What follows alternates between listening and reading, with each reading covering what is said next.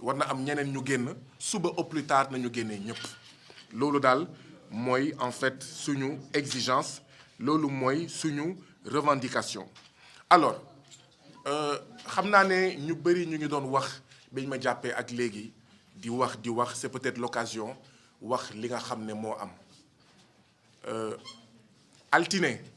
ñaar fukki fan ak ñaar ci weeru mars ci weeru février 8 heures ci guddi jot na mu des 1 heure de temps balaay couvre-feu di commencer ma génn sama kër di dem jëndi reer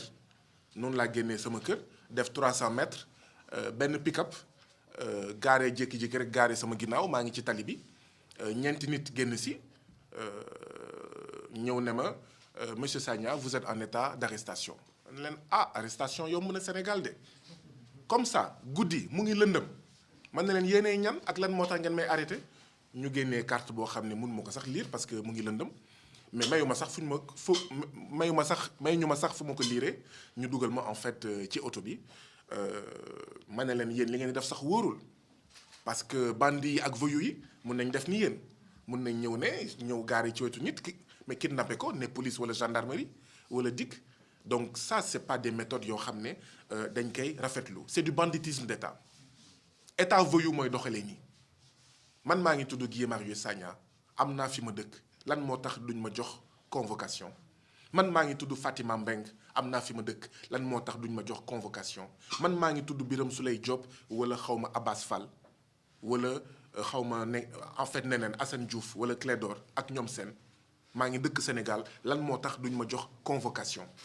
il faut que ñu arrêter ce banditisme d'État là il faut que d'accord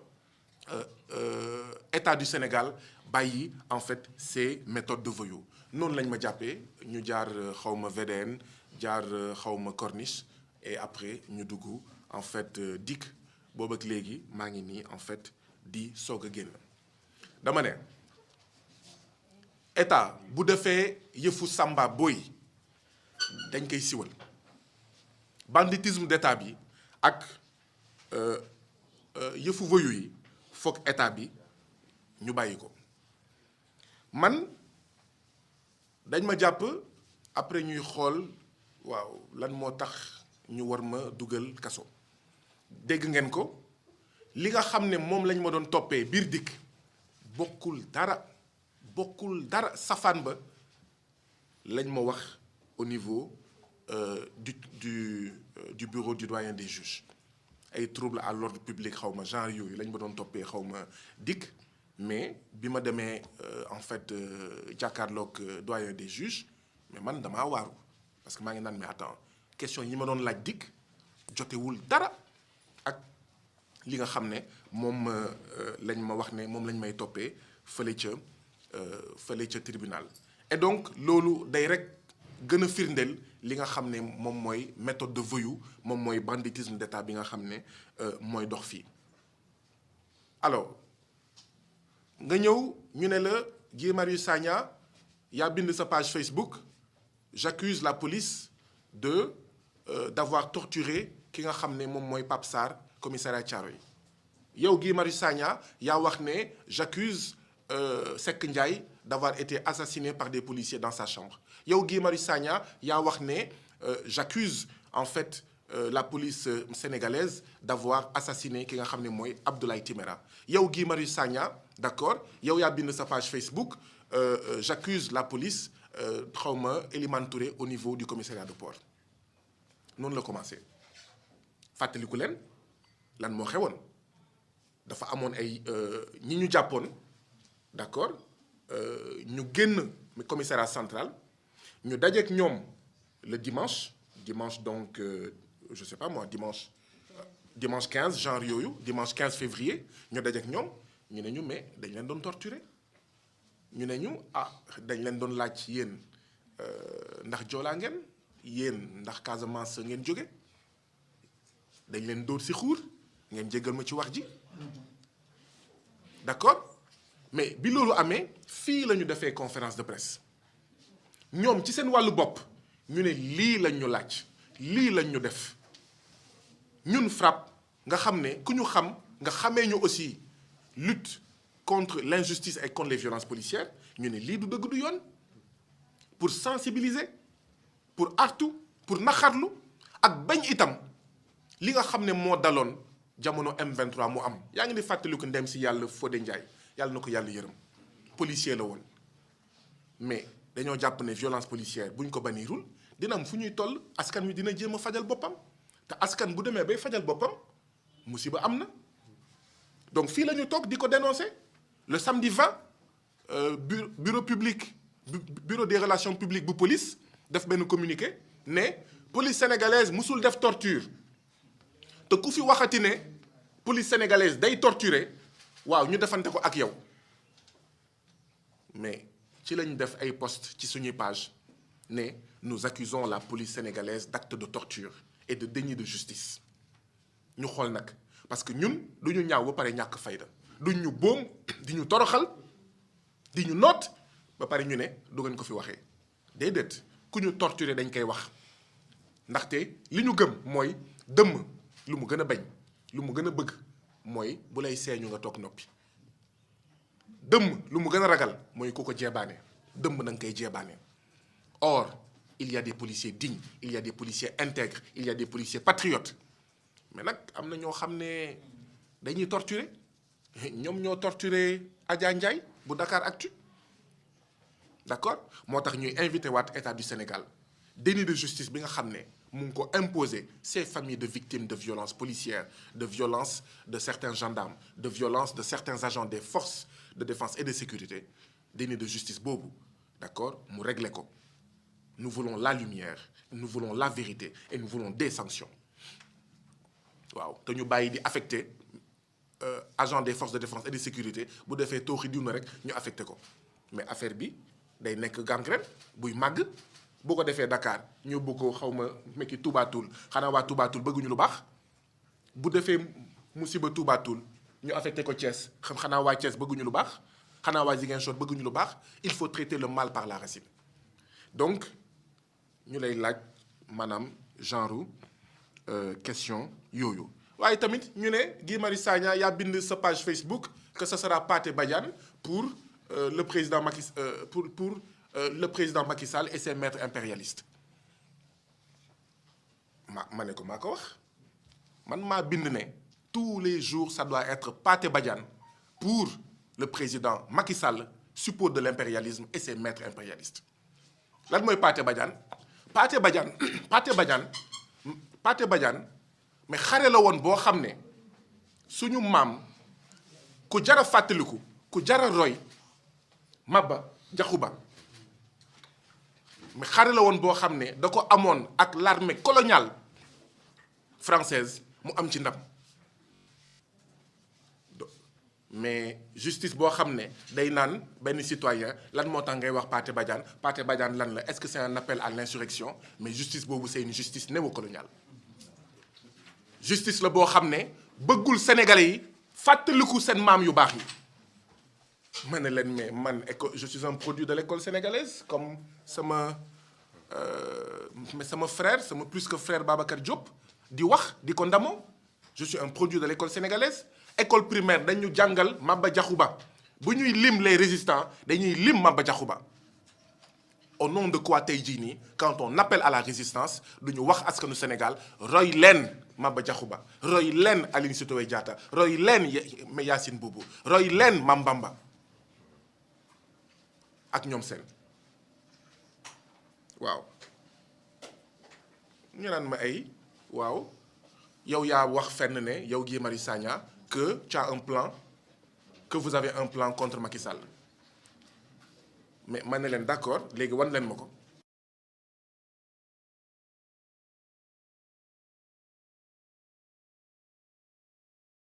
les institutions on veut des institutions fortes bu leen yàq institutions yi mais lu toll ni dikk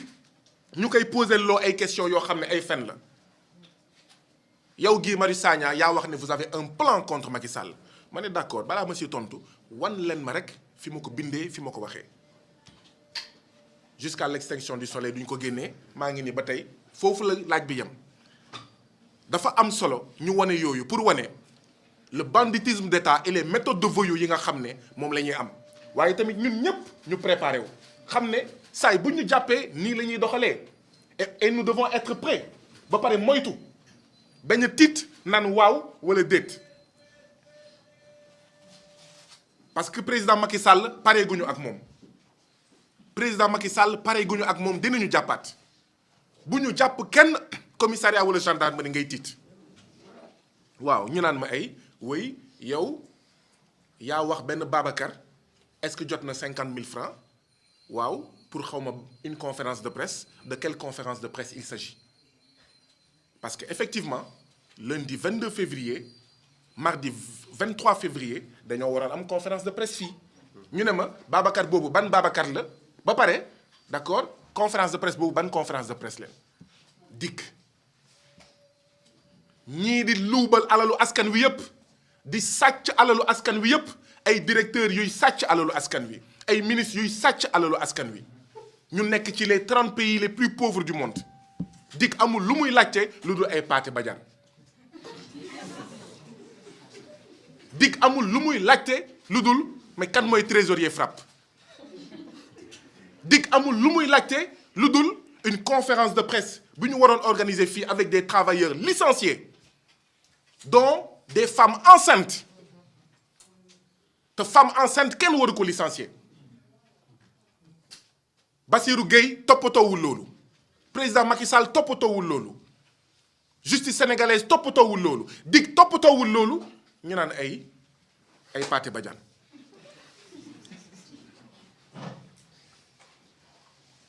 waaye tamit ñu ne ma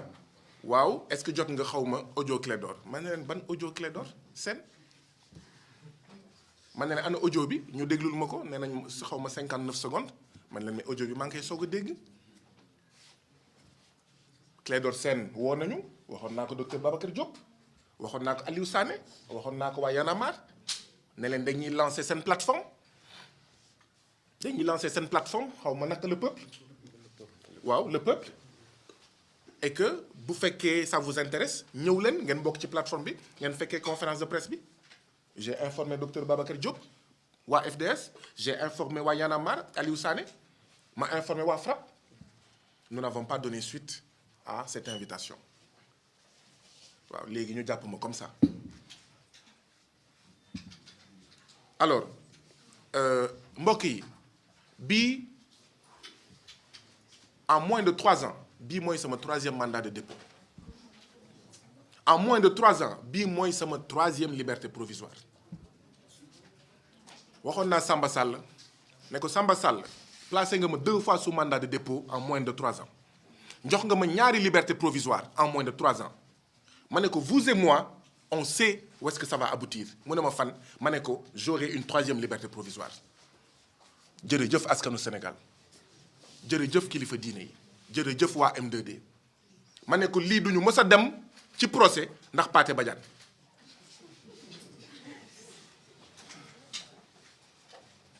mais je parle de ça pas pour bàkkoo ko parce que il n'y a aucune fierté à avoir été placé 3 fois en moins de 3 ans sous mandat de dépôt. Il n'y a aucune fierté à avoir bénéficié en moins de 3 ans de 3 libertés provisoires. Nous avons honte. Honte des institutions de ce pays qui sont manipulées. Manipulées au service de l'impérialisme et de ses suppôts. Manipulées au service de la bourgeoisie bureaucratique parasitaire de ce pays-là. Il n'y a aucune fierté. dama koy fësal pour wane ne ñii di naan il faut faire confiance à la justice ma ne leen ban justice la justice mais qui me doit 2 libertés définitives et maintenant qui me doit une 3e liberté définitive et à chaque seconde ñu war nañ ma mën a ñëw jël ndaxte xëy na y a un élément nouveau cette justice là est-ce qu'on peut lui faire confiance waa APR waa Benno Bokk Yaakaar comment est-ce qu'ils peuvent nous regarder les yeux dans les yeux ba pare nañu il faut faire confiance à cette justice man maa ngi nii mandat de dépôt pour une conférence de presse boo xam ne fekkeewuma teewuma woon waaw bii pas moom waaw les motifs les uns les plus saugrenus que les autres donc justice néocoloniale bi dafa war a jeex moo tax tamit ñu doon wax sénégalais yi bu leen dégg waa Union des magistrats du Sénégal waa UMS di xeex ngeen toog ne pat. Union des magistrats du Sénégal bu ñuy xeex pour une justice indépendante ñun sax ñoo leen war a jiitu ñun Sénégal dañoo war a bàyyi jikkoo ne tant que laaluñu sama xalif général tant que laaluñu sama waaso tant que laaluñu sama monseigneur xaw ma sama évêque tant que laaluñu sama salaire tant que laaluñu sama dëkk du ma yëngatu du ma bouger. C'est l'occasion aussi de dire tant que ñun citoyens sénégalais nous ne sommes pas prêts à perdre quelque chose pour avoir quelque chose, c'est-à-dire un meilleur Sénégal, une meilleure Afrique, un Sénégal souverain dans une Afrique souveraine et unie. Tant qu'on n'est pas prêt à perdre des choses pour nos droits, pour les droits de tous nos concitoyens, mais on n'aura absolument rien. Il faut que nous n'ayons pas de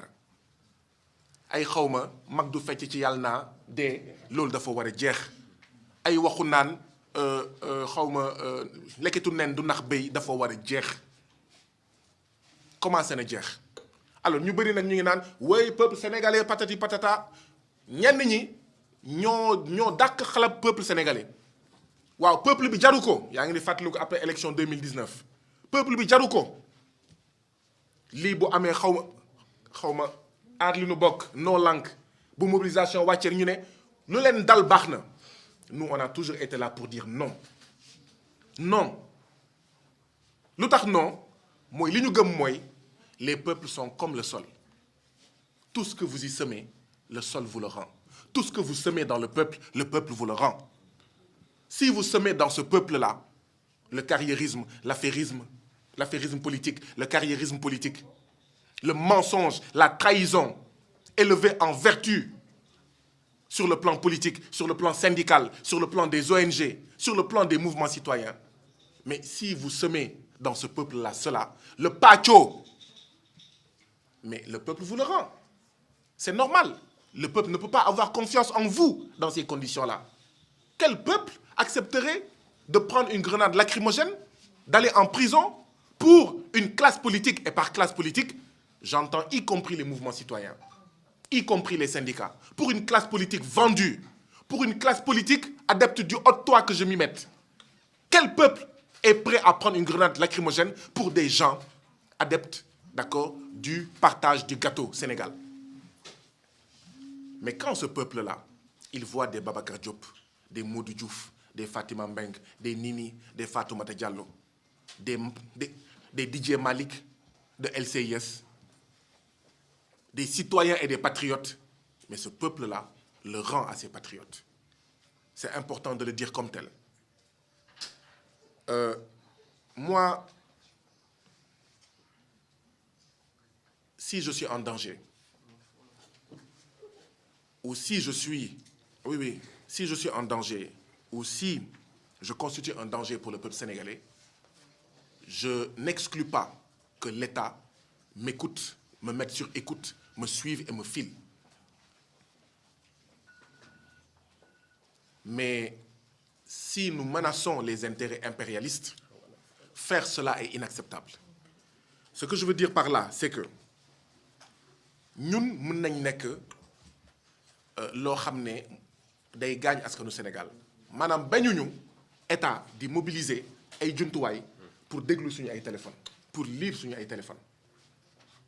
mais na ko jaarale yoon benn ñaar na ko def pour njëriñu askanu Sénégal na ko def pour njëriñu askanu Sénégal mais bu fekkee dama dem dikk ñu ne ma yaa envoyé et c'était un message WhatsApp yaa envoyé diw est-ce que jot na 50 000 est-ce que ñu ngi waajal conférence de presse suba ça veut dire que ñu ngi lire samay message procureur de la République amul lu muy def lu dul lire des messages privés nous avons un procureur voyeur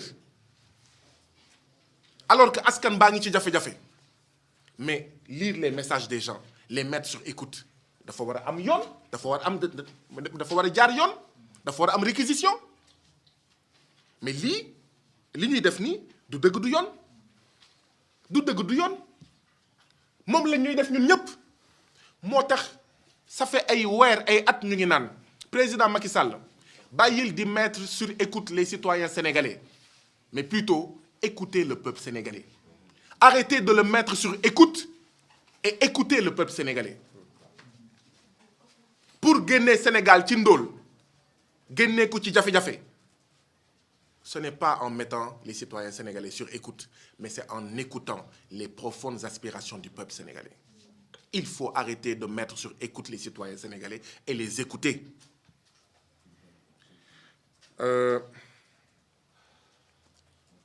ñun wax nañ ko waxati nañ ko coow li nga xam ne moo lëmbee Sénégal du affaire privée. waaw bëggoon naa leeral mbir yooyu. Et donc ñu ngi artu président Macky Sall ñun ñoo wax pour la souveraineté France dégage waaye Auchan bu fi explosé bu ma kenn jël si bu kenn jël si waa FRAPP bu kenn jël si docteur Babacar Diop wala Modou Diouf bu kenn laal waa FDS. bi France di defee xawma naka lañ koy waxee ay xawma opération wala test antiterroriste def xawma benn bombe Auchan bi nekk wetu ville de Dakar ci la ñu artu woon ne France mu ngi waajal ay affaire de mu def xawma beneen opération exercice voilà ngeen jégal ma exercice laa doon seet c'est le mot que je cherchais exercice antiterroriste muy def exercice mais kenn ki naan Allahu Akbar ñu ne leen nañu moytu France ba pare France mu ngi Mali France fi mu ëppee doole foofu la terroriste ëppee doole France fu mu gën a teewu Mali foofu la terroriste yi ëppee doole ñu ne France bi suñu affaire ñun wóoluwuñ ko de ba pare France moo am Fabius ministre des affaires étrangères bi toog àddina yëpp di ko dégg mu ne le groupe Al Nosra fait un bon travail. Or le groupe Al Nosra est un groupe terroriste en Syrie ñu ne leen moytu leen France de attan nañu sax def bombe Sonatel mu explosé mu ne waaw ñi doon wax Auchan dégage wala France dégage ñoom ñoo ko kii duñ ko nangu tey duñ ko nangu ëllëg bu ngeen di wër terroriste ba dox jàkkaarloog Aliou Dembourou Sow bu yóbboo ngeen taxaw bu ngeen di wër terroriste ba taseeg Malick Sall ministre de la justice bi nga xam ne ay énormité rek lay wax ay njaaxum rek lay wax bu yóbboo nga dellu ginnaaw ndaxte waaw booy wër terroriste mooy l'état néocolonial du Sénégal avec à sa tête le président Macky Sall mi terrorisé en fait askanu en fait Sénégal. Et donc xeex bi dañ koy wéyal fi may daaneel rek mooy di wax classe politique bi waxuma rek parti politique yi classe politique bi surtout nag parti politique yi ñu ngi dégg ñuy wax ay revendications. waaye ragal naa ne muy Sénégal muy àddina bi tout le monde cherche à revenir à la normale or la normale était le problème coronavirus ñëw na tout le monde dit retournons à la normale mais la normale était le problème mu am mobilisation Sénégal ñu ne apaisement pour un retour à la normale mais la normale était le problème et donc la normale mooy parti politique lu ñu fi nekkee tant que amul coowal fichier électoral coowal xawma parrainage coowal candidature coowal élection ñoom du ñu wax moo tax nag maa ngi nekk kaso coow yi may gën a dégg ci parti politique yi coow yooyu la mais boobu ana ñii di xeex Flexo dégage Aquatec dégage ñu aaki moo seen forage ca kaw ga ana revendication yooyu